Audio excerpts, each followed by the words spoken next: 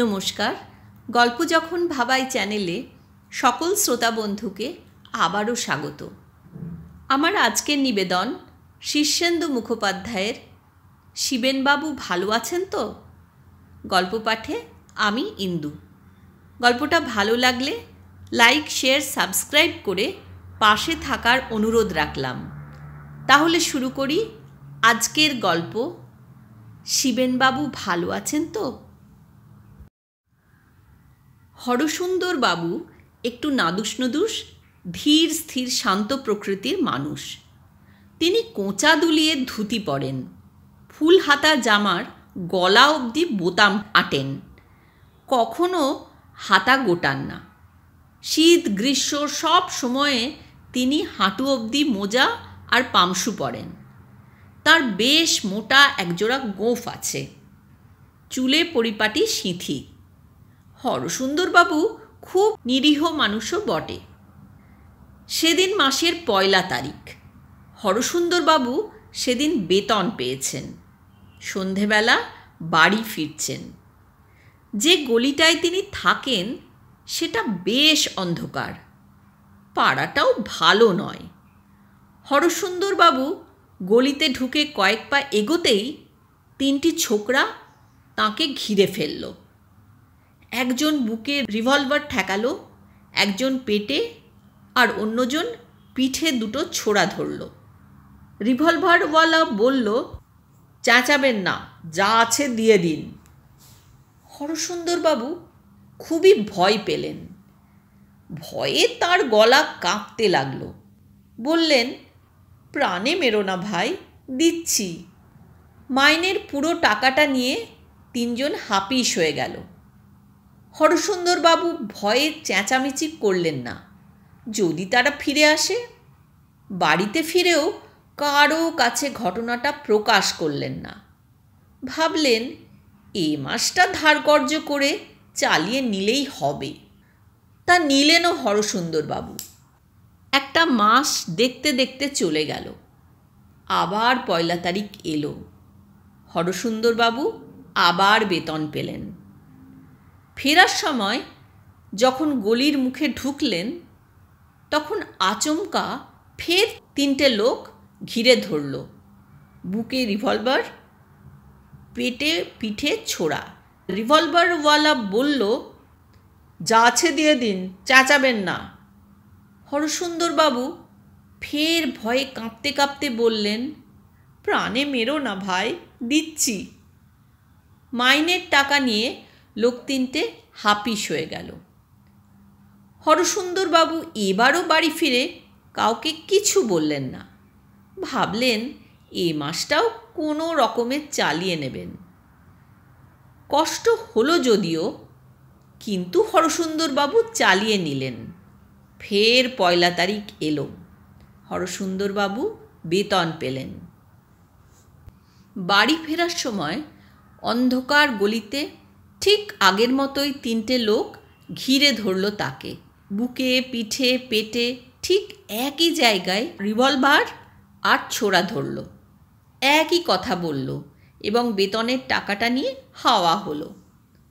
হরসুন্দরবাবুর আজ চোখে জল এলো। বাড়ি ফিরে তিনি গুম হয়ে রইলেন।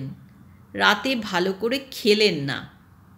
গভীর রাতে তিনি ছাদে উঠে চুপ করে আকাশের দিকে চেয়ে অসহায়ভাবে বললেন, কি যে করব বুঝতে পারছি না। কাছে পিঠে কে যেন একটা হাই তুলল। তারপর আঙুল মটকানোর শব্দ হলো। তারপর বলল, হবি হবি। হরসুন্দরবাবু চারদিকটা চেয়ে দেখলেন। ছাদ জনশূন্য। শীতকালের গভীর রাত্রে ছাদে আসবেই বা কে? তিনি কাঁপা গলায় জিজ্ঞেস করলেন, আপনি কে? ভেবে দেখতে হবে হে, ভেবে দেখতে হবে।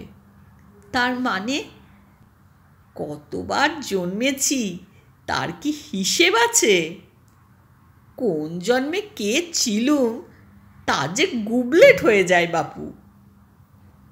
এই জন্মে বিশু তো ও জন্মে নিতাই, পরের জন্মে হয়তো চিনেম্যান চাঁইচুই। আপনি কোথায়? দেখতে পাচ্ছি না তো। গলার স্বরটা খিঁচিয়ে উঠে বলল, দেখার চোখ আছে কি তোমার যে দেখবে? সারাদিনই তো তোমার ধারে কাছে ঘুরঘুর করি, দেখতে চেয়েছ কি কখনো? আগে আমি যে কিছু বুঝতে পারছি না, ভয় পাচ্ছি, মাথা ঝিমঝিম করছে। মোলো, এ যে ভালো করতে এসে বিপদ হলো। আপনি কি চান? তোমার মতো গবেটদের কান দুটো মলে দিতেই চাই হে, কিন্তু বিধি বাম, সে উপায় নেই। আমি কি করেছি? আপনি আমার উপর রাগ করছেন কেন? রাগ করব না? তিনটে কাঁচা মাথার ছোঁড়া তিনবার যে তোমাকে বোকা বানালো, তা থেকে শিক্ষা পেয়েছ কি? কিছু করতে পারলে? আগে কি করব? তাদের হাতে যে ছোড়া আর বন্দুক। আর তোমার বুঝি কিছু নেই? আগে না। কে বলল নেই? আমার বন্দুক, পিস্তল বা ছোড়াছুড়ি নেই, তবে আমার গিন্নির একখানা বঁটি আছে, আর আমার ছেলে ভূতোর একটা পেন্সিল কাটা ছুরি আছে, আর আমার মায়ের বেড়াল তাড়ানোর জন্য একখানা ছোট লাঠি আছে। আহা, ও সব জানতে চাইছে কে? বঁটি লাঠির কথা জিজ্ঞেস করেছি কি তোমায়? বলি, এসব ছাড়া তোমার আর কিছু নেই? আগে মনে পড়ছে না। শুনেছি আমার ঠাকুরদার একটা গাদা বন্দুক ছিল। গবেটার কাকে বলে?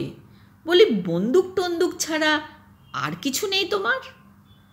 আগে না।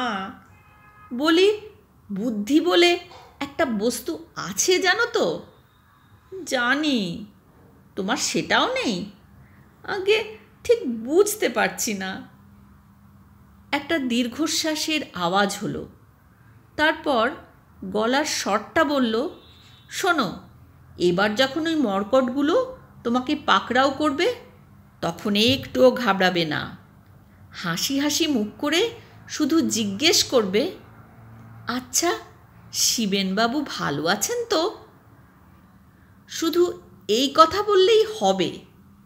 বলেই দেখো না। তৃতীয় মাসটাও কষ্টে সৃষ্টে কেটে গেল। আবার ১ তারিখ এলো এবং হরসুন্দরবাবু আবার বেতন পেলেন। বাড়ি ফেরার সময় বুকটা দুরু করছিল। যে কথাটা বলতে হবে তা বারবার বিড়বিড় করে আওড়াচ্ছেন। হাত পা কাঁপছে, গলা শুকিয়ে যাচ্ছে। গলির মুখে একটু থমকে দাঁড়ালেন, তারপর দুর্গা বলে অন্ধকারে পা বাড়ালেন। কয়েক পা যেতে না যেতেই তিনমূর্তি ঘিরে ফেলল তাঁকে। বুকে পিস্তল, পেটে আর পিঠে ছোড়া। পিস্তলওয়ালা বলল, চেঁচাবেন না, যা আছে দিয়ে দিন। জীবনে কোনো সাহসের কাজ করেননি হরসুন্দরবাবু, আজই প্রথম করলেন। জোর করে মুখে একটু হাসি ফুটিয়ে তিনি জিজ্ঞেস করলেন, আচ্ছা, শিবেনবাবু ভালো আছেন তো? ছেলে তিনটে হঠাৎ যেন থমকে গেল, আর তারপরেই দাঁড় দৌড়ে এমনভাবে পালালো যেন ভূত দেখেছে। হরসুন্দরবাবু খুবই অবাক হয়ে গেলেন। এই সামান্য একটা কথায় এত ভয় পাওয়ার কি আছে? যাকগে, এবার মাইনের টাকাটা তো বেঁচে গেল। না, এরপর থেকে হরসুন্দরবাবুকে আর ওদের পাল্লায় পড়তে হয়নি বটে, কিন্তু তাঁর ধাঁধাটা গেল না। এই তো সেদিন তাঁর অফিসের বড়বাবু তাকে কাজের একটা ভুলের জন্য খুব বকাঝকা করে চার্জশিট দেন আর কি। হরসুন্দরবাবু শুধু হাসি হাসি মুখ করে তাকে বলেছিলেন, আচ্ছা শিবেনবাবু ভালো আছেন তো? তাইতে বড়বাবু এমন ঘাবড়ে গেলেন যে আর বলার নয়। তারপর থেকে খুবই ভালো ব্যবহার করে যাচ্ছেন। সেদিন বাজার থেকে পচা মাছ এনেছিলেন বলে হরসুন্দরের গিন্নি তাকে খুবই তুলোধনা করছিলেন। হরসুন্দরবাবু তাঁকেও বললেন, আচ্ছা শিবেনবাবু ভালো আছেন তো? গিন্নি একেবারে জল। হ্যাঁ, এখন হরসুন্দরবাবু খুবই ভালো আছেন, কোনো উদ্বেগ অশান্তি নেই।